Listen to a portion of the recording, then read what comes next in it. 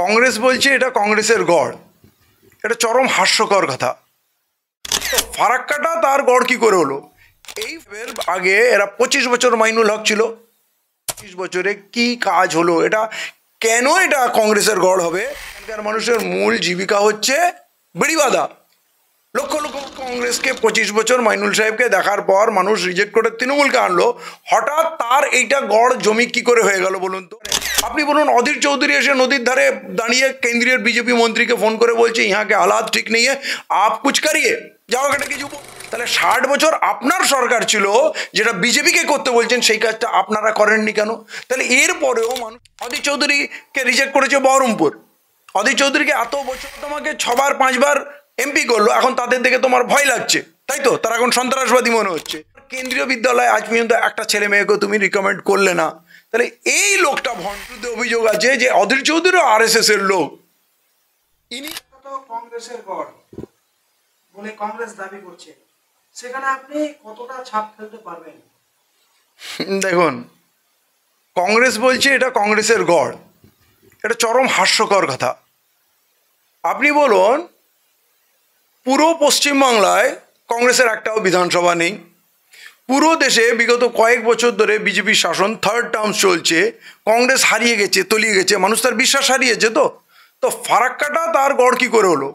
এই ফারাক্কায় এই পশ্চিমবাংলায় যেমন প্রথম 30 বছর কংগ্রেসের রাজত্ব ছিল, এই মনিরুল ইসলামের আগের, মনিরুল সাহেবের আগে এরা 25 বছর মাইনুল হক ছিল। কেন্দ্রে 60 বছর কংগ্রেসের রাজত্ব ছিল। এই 30 বছর রাজ্যে, কেন্দ্রে 60 বছর এবং এখানে মইনুল হক সাহেবের 25 বছরে কি কাজ হলো? এটা কেন এটা কংগ্রেসের গড় হবে? আপনি বলুন, এখানে আপনি একটা রাস্তা নেই, একটা ড্রেন নেই, এখানে স্কুল কলেজের অবস্থা খুব খারাপ, স্বাস্থ্য কেন্দ্র মানে গরুর খাটালের থেকে অদম, এখানে কোনো কাজ নেই। এখানকার মানুষের মূল জীবিকা হচ্ছে বিড়ি বাঁধা। লক্ষ লক্ষ মানুষ বিড়ি বাঁধছে। এটা কেন বাঁধছে জানেন? এখানে এত কম পয়সায় কাজ করানো হয়, পৃথিবীর কোনো মানুষ এত কম পয়সায় কাজ করবে না। এখানে বেকারত্ব এত, না শিল্পের উন্নয়ন, না শিক্ষার উন্নয়ন, না স্বাস্থ্য উন্নয়ন, কিছুই করেনি। তারপরেও এটা কংগ্রেসের গড় হয় কি করে? আসল বিষয় কি জানেন? এখানকার মানুষ 2-3টে দলের নাম জানে। যখন একটার উপরে রাগ হয় তখন আরেকজনকে ভোট দেয়। সিপিএমের উপরে রাগ হলো তো তৃণমূলকে দিয়ে দিলাম, তৃণমূলের উপরে রাগ হয়ে গেল, তাহলে ঠিক আছে এবারে কংগ্রেস করা যায়। তাহলে যেই কংগ্রেসকে 25 বছর মাইনুল সাহেবকে দেখার পর মানুষ রিজেক্ট করে তৃণমূলকে আনলো, হঠাৎ তার এইটা গড় জমি কি করে হয়ে গেল বলুন তো? যারা এখানে টোটালি ব্যর্থ, কিছু করেইনি। এই নদী ভাঙন যেটা আপনি দেখছেন, এই ফারাক্কা তো কংগ্রেসের তৈরি। আপনি বলুন, সেন্ট্রালে কংগ্রেস 60 বছর থাকলো, এই নদীর পাড়টা ভাঙা যেত না? আপনি দেখুন, কলকাতার শহর নদীর পাশে দাঁড়িয়ে আছে, একদিকে হাওড়া, একদিকে কলকাতা, কোথাও দেখবেন না পাড় ভেঙে যাচ্ছে।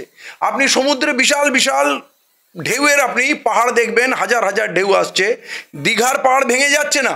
আপনি দেখবেন মুম্বাই মেরিন ড্রাইভের সমুদ্রের গায়ে আছে, বিশাল বিশাল ঢেউ এসে আছড়ে পড়ছে, ভেঙে যাচ্ছে না। তাই এখানে সব ভেঙে বেরিয়ে যাচ্ছে। কারণ কি? কারণ সরকার চায় এটা ভেঙে যাক। এখানকার মানুষের প্রতি সরকারের কোনো ভালোবাসা নেই। সরকারে আপনি বলুন, অধীর চৌধুরী এসে নদীর ধারে দাঁড়িয়ে কেন্দ্রীয় বিজেপি মন্ত্রীকে ফোন করে বলছে ইহাঁ কে হালাত ঠিক নেই, আপ কুছ করিয়ে যাও একটা কিছু বললো। তাহলে কি আপনি চান বিজেপি এখানে এসে পাড়টা বাঁধুক? আপনার মনে হয় বিজেপি এখানকার মানুষকে খুব ভালোবাসে, বিজেপির কাছে দাবি করছেন? নাকি একটা কথা বলতে হয় বলে দিলেন? তাহলে 60 বছর আপনার সরকার ছিল, যেটা বিজেপিকে করতে বলছেন সেই কাজটা আপনারা করেননি কেন? তাহলে এরপরেও মানুষের সামনে দাঁড়িয়ে কি করে বলেন এটা কংগ্রেসের গড়? ওই বললাম না, মানুষ আর দল চেনে না। যেই দিন মনের মতো দল পেয়ে যাবে, এদের হয়ে লড়াই করার নেতা পেয়ে যাবে, এদের হয়ে কথা বলার লোক পেয়ে যাবে, সেই দিন কিন্তু এরা জড়িয়ে ধরবে। অধীর চৌধুরীকে রিজেক্ট করেছে বহরমপুর। অধীর চৌধুরীকে এত বছর বহরমপুরের মানুষ ওখানকার ওকে এমপি বানিয়েছে। ও কী করেছে? শুধু সন্ত্রাস দিয়েছে। আপনি বলুন, ও বলছে যে ওখানে সন্ত্রাস বাড়ে, এনআইএ কিছু ছেলেকে তুলে নিয়ে গেল, সেখানে সঙ্গে সঙ্গে অধীর চৌধুরী বলছে কি এখানে এত সন্ত্রাসবাদ ভরে গেছে, আমি আতঙ্কিত বোধ করছি। যারা তোমাকে 6 বার 5 বার এমপি করলো, এখন তাদের দেখে তোমার ভয় লাগছে, তাই তো? তারা এখন সন্ত্রাসবাদী মনে হচ্ছে। ওনার মনে হলো হঠাৎ মালদা মুর্শিদাবাদের লোক বিদ্রোহ করবে, বাংলাদেশের সঙ্গে মিশে যাবে, এরা মুসলমান, বাংলাদেশ মুসলিম কান্ট্রি, তাই এরা বাংলাদেশের সঙ্গে মিশে যাবে। তার মানে আমাদের তুমি দেশদ্রোহী বলছো, আমাদের বিশ্বাস করা যায় না। তারপরে তোমার কেন্দ্রীয় বিদ্যালয়ে আজ পর্যন্ত একটা ছেলে মেয়েকে তুমি রিকমেন্ড করলে না।